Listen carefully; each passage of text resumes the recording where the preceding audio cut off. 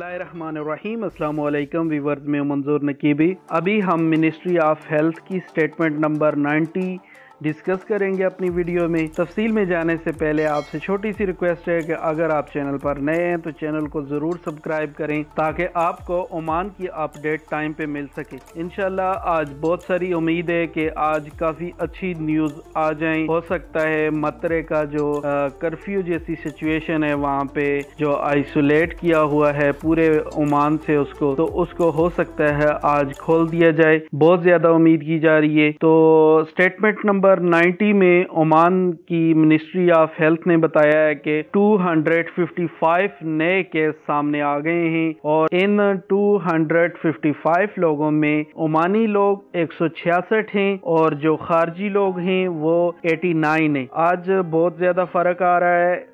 पहले ये खारजी लोग ज्यादा होते थे, ओमानी लोग कम होते थे। आज ओमानी लोग ज्यादा हैं और खारजी लोग कम हैं। इसकी एक ही रीजन है, जो ईद पे ज्यादा गैदरिंग हुई है और अब तक ओमान में जो है 38 लोगों की डेथ हो चुकी है और आज एक नया आदमी फोत हुआ है। 67 ईयर ओल्ड एक खारजी आज नया फोत हो गया और अब तक ओमान में टोटल 8,373 कोरोना वायरस के मरीज हो चुके हैं। इनमें से 2,177 लोग अब तक सेहतयाब हो चुके हैं। हमारी दुआ है कि अल्लाह ताला सबको जल्दी जल्दी सेहत अता फरमाए और इस बीमारी से निजात दिलाए। मजीद तफसीलात के मुताबिक मस्कत में आज 136 नए केस रजिस्टर्ड होने के बाद टोटल 6,337 हो चुके हैं और नॉर्थ बातना में 74 केस रजिस्टर्ड होने के बाद 555 केस हो चुके हैं।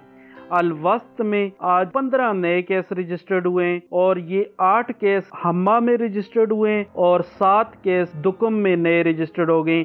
अब दुकुम में 8 टोटल केस हो चुके हैं और हम्मा में 9 टोटल केस हो चुके हैं। अलवस्त में अभी तक केस नहीं आ रहे थे। रिसेंटली इन दोनों में काफी ज्यादा केस निकल रहे हैं। इसके अलावा साउथ बातना में आज 13 केस निकले हैं। 571 टोटल हो चुके हैं।